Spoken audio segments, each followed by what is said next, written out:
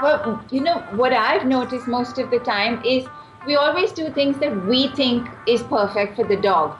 So we get what we think is the perfect toy for the dog, the perfect training for the dog. But when was the last time we actually listened to what the dogs were saying to us?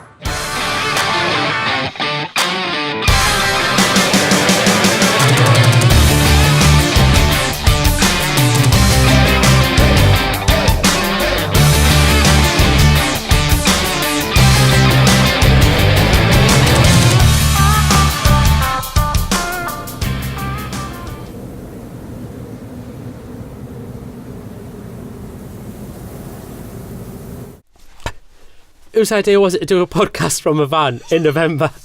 Not mine. Hello, me bonny bairns, and welcome to the Superhero Dog Owners Show. We're at the end of November, we're almost in December, and it's getting rather chilly in the dog van. Ain't it just? I'm joined by Han Solo. Thanks for his tauntauns just outside. Tauntaun.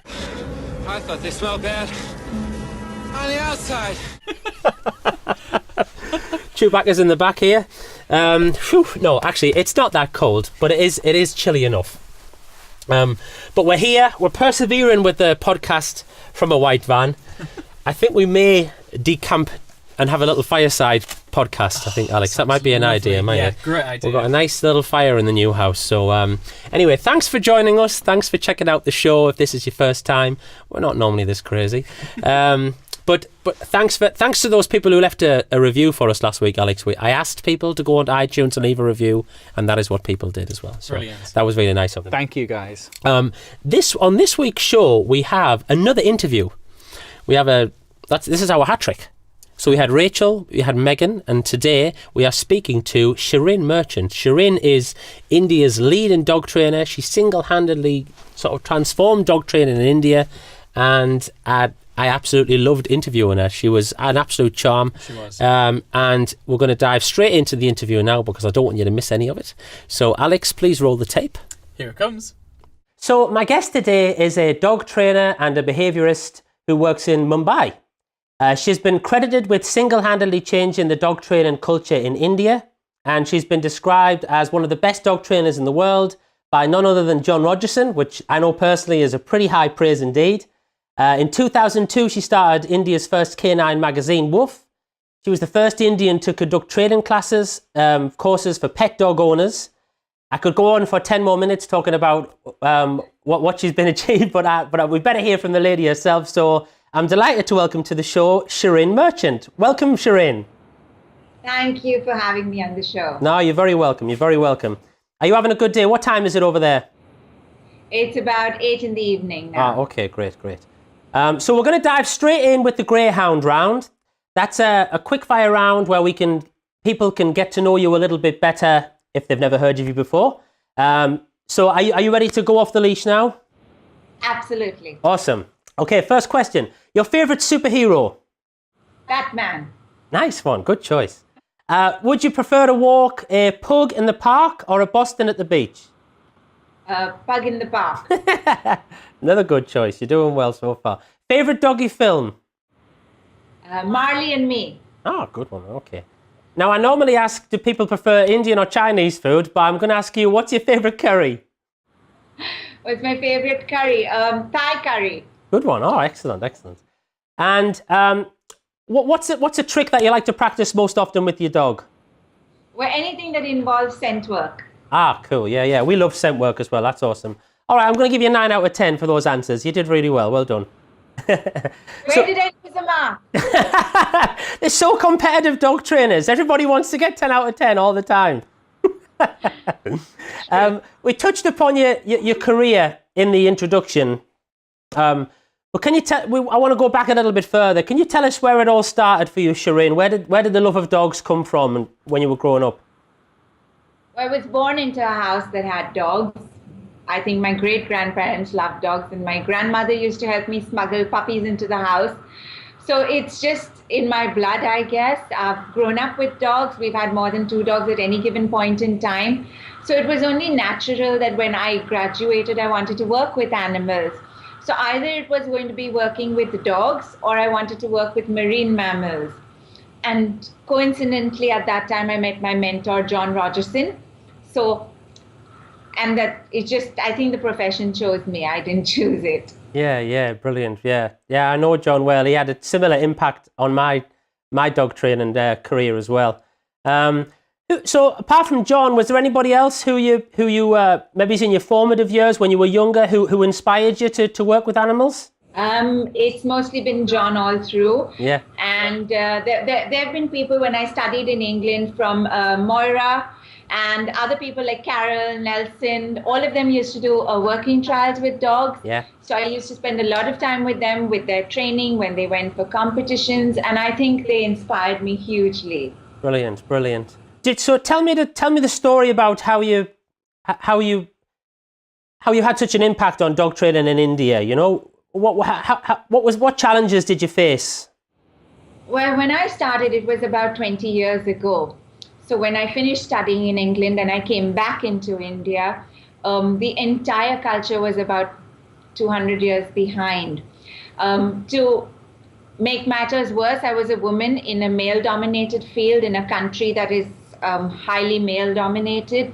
So I had to prove myself from scratch. And from what John told me to do, he said, take your own little dog. So I had a little Cocker Spaniel at that time at home. So I took it, I trained it, and I competed in the obedience show ring with that little dog. And we beat all the German Shepherds and the Dobermans in the ring with all the local trainers. And in doing so, I earned their respect. But as I slowly started out, I had to break a lot of mindsets. We didn't have anything like behavior in our country 20 years ago. So if a dog was aggressive, it was labeled as rabid and was straight away put to sleep.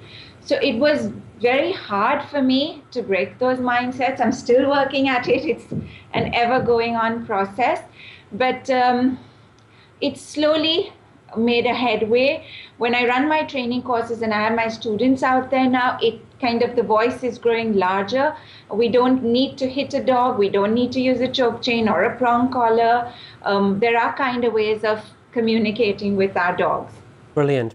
Yeah, that's great advice, wasn't it? Really, you didn't succeed by telling people. You kind of showed them, didn't you? I suppose with your own dog. That's fantastic. I bet you've got some interesting stories about your many training and behaviour experiences in India. And I bet, pet dog owners in India, they struggle and they find it just as stressful sometimes owning a dog as pet dog owners do in England as well. So I like people to know that us dog trainers struggle a little bit as well, So tell us about something, what's the worst thing that's ever happened to you as a dog behaviourist?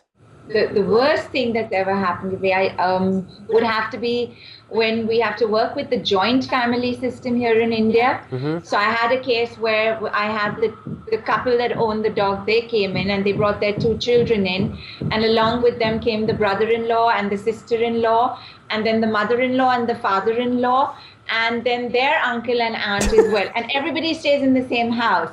And nobody would agree on the dog. So one would say she's pampering the dog. The other one would say, but tell her not to let the dog out when my children are playing. And the whole thing in 10 minutes just melted down into a huge family fight. And I was sitting there just staring at everybody. And then they walked out on their own, and the dog and I are just sitting there with each other. And then there was a huge family feud over this, and the family split up all because of this dog. So I must say I was quite hopeless at that consult because I didn't know how to handle the family dynamics that we have in India. And people say that dog owners don't agree on anything. They don't realise that families are just the same. Oh, true, very true. There's definitely a movie in that story, Shirin. You should definitely develop that idea. That's very funny. What's the best bit of advice you've ever been given in your life? The best bit of advice I've ever been given would be that nothing is everything. It doesn't always have to be about the money. So the best advice I've been given is there are no pockets in a shroud. I like that. So can't take it with it's you. about what we leave behind, our footprint that we leave behind, and it's not how much we make in the process. Brilliant. And can you tell me a story about how you've used that advice, in your business or your personal life? Oh, well, tons of times. There are tons of people that would come to me, people who can't afford the courses or people who need genuine help. So the last case I've had, especially when I work with assistance dogs, so I've set up assistance dogs in India. So I had a recent case of a young boy, he must be about 38 now, living with his grandmother because his mother passed away when he was about 20, and then his father abandoned him. And now he wants to work with dogs because he's also bipolar. So nobody else will keep him on a job. So with a lot of these people, I found they prefer working with dogs because they feel dogs understand them better than human beings do. So I help them get a step forward by making them do my courses, so then they can use that as a stepping stone to a career that can also support them. And they also feel satisfied doing something that they love to do. Oh, that's awesome. Yeah, you're opening up a whole new world to them, aren't you? By using their love for their dogs. That's fantastic. There's so much we can talk about, but I want to try and keep it relevant for pet dog owners. So if someone's listened to the podcast and they're inspired to do some more training with their dog, to get on the floor and to play or to train their dog, and everyone starts off, they're really enthusiastic, but sometimes the dog isn't so enthusiastic about it. And so what are the signs that people should look for, to check if their dog is enjoying the training, or if he's listening, that kind of thing, or if he's feeling stressed out maybe? Well, what I've noticed most of the time is we always do things that we think is perfect for the dog. So we get what we think is the perfect toy for the dog, the perfect training for the dog. But when was the last time we actually listened to what the dogs were saying to us? Often we play games that are totally wrong for certain breeds. Sometimes the person playing them is not even listening to what the dog is saying. It becomes a one-way conversation. So it's important when you live with dogs that you learn how to communicate with them, because once you do that and you start listening to what they're saying, you won't hit a situation like you've described it. Okay, that's good. Yeah. So listen to the dog more. Yeah? Yeah. Brilliant. And thinking about things again from a dog owner's point of view, so what are the three things that you would recommend, top three things that you would recommend every dog owner should do with their dog to ensure that they have, the least amount of stress and the most amount of fun? Well, one would be to play games that are appropriate to your dog. So often we try to play games that are not appropriate to the breed of the dog, and then we end up with a dog that's unsatisfied with the game because it's not getting mentally stimulated. So I'd say one would be to do that. Then would be to give it the correct amount of exercise. One of the biggest problems we face in India with the pet parents is that they just don't give enough exercise to their dogs. And then you end up with a lot of behavior issues because of that. So I'd say give tons of exercise that is, again, based on the breed that you've got. So give it breed-related exercise. And I would say the third thing is just learn to be patient, because our dogs are patient with us all the time as they try to understand what we are saying to them. Yeah, that's great advice. I think the lack of exercise, I think that would be probably applicable in this country as well, and probably most other countries really. If you can get that right, then you're halfway there, aren't you? That's excellent. So tell me a story about a typical behaviour case that you might have dealt with lately, and maybe in the last couple of weeks or something, and how you dealt with it. Well, I've had an interesting couple of cases over the years. I think one of the most interesting cases that I had was one of these fancy socialites. She called me up at some point in time and she said, I have this big problem. I have this little Shih Tzu in my house and he's guarding the refrigerator because we keep his caviar in the refrigerator. So is there something you can do about it? So I said, of course, we can work on the guarding issue, all of that. And we set an appointment to meet. She calls me up the next day and says, my father thinks it's demeaning to the dog to see a shrink. So I said, well, unless I meet you, I can't really help you. So she said, well, I'll figure this out. So I get a call back from her after 4 days and she says, I don't need your help anymore. I've found a solution. I said, this is super. I want to know what kind of a solution you found, because it's great that you managed to, put a biting dog correct in 5 days. She said, yeah, the simplest solution we found. We bought the dog his own fridge. So now he guards his own fridge and he leaves ours alone. That's It's very practical. You can't say they're definitely, you know. Yeah, I couldn't argue with that. No, yeah. They're often the most simple solution is right in front of you. It's not always to buy another fridge for the dog, but yeah, that's a brilliant story. Fantastic. What have you got going on at the minute then? What are you working on at the moment? Well, I'm working with a certain agency that wants to grow the assistance dog concept across the country, and they want to work with the government. So we've got a lot of government support in this to take the project all through the country. So that's a huge, big step for us now to grow on that. And I'm trying to reach out to more people every day and help more people as they write in from all over the country. So it's a constant process of dogs. Yeah, it is. So tell me a bit more about the assistance and how that came about. Well, I was in England at the time that we had our war in India, the Kargil war, where the Indians and the Pakistanis were fighting. And when I returned to India, we found that a lot of soldiers that were suddenly disabled, one day able and one day disabled because of the war. And everybody was pitching in to help in some small way. So I said, even I want to help. And I said, one way I could help is by maybe training a dog to help them become more self-sufficient and become more independent. So that's basically how I started off. But I think the first dog I placed was about 13 years ago. It was a young girl and she had met with a car accident. She lost both her parents in the accident and she became paraplegic from then on. So trained and placed our first assist dog there, and then from then on never looked back. Oh, that's brilliant. So how many dogs are you able to place?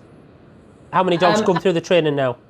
Up to now, about 3 dogs. Wow, brilliant. Yeah, excellent. It's fantastic, isn't it? You're able to give the dog a job and also, help somebody else as well. It's a perfect match, isn't it?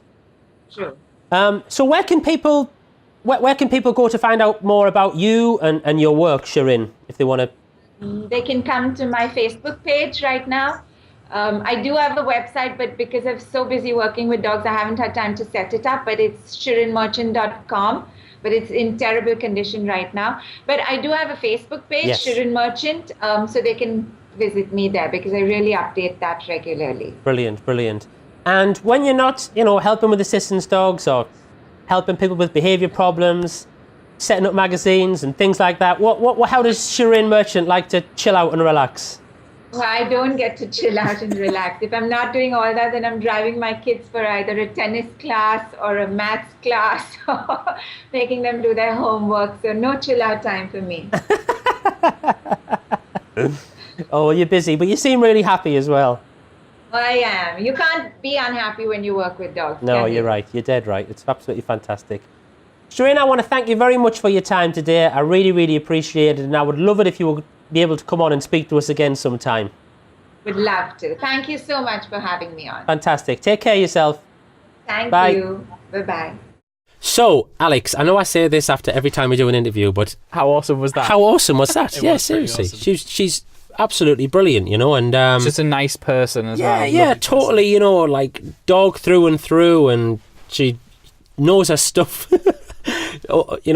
Somebody I look up to a lot actually, and I was really, really delighted to get her on the podcast. I was delighted that we just managed to get a Skype connection to work. That is true. Yeah, initially, but we are contacting the other side of the world. Yeah, but no, it was super smooth, and so thank you to Shirin for sharing her time with us.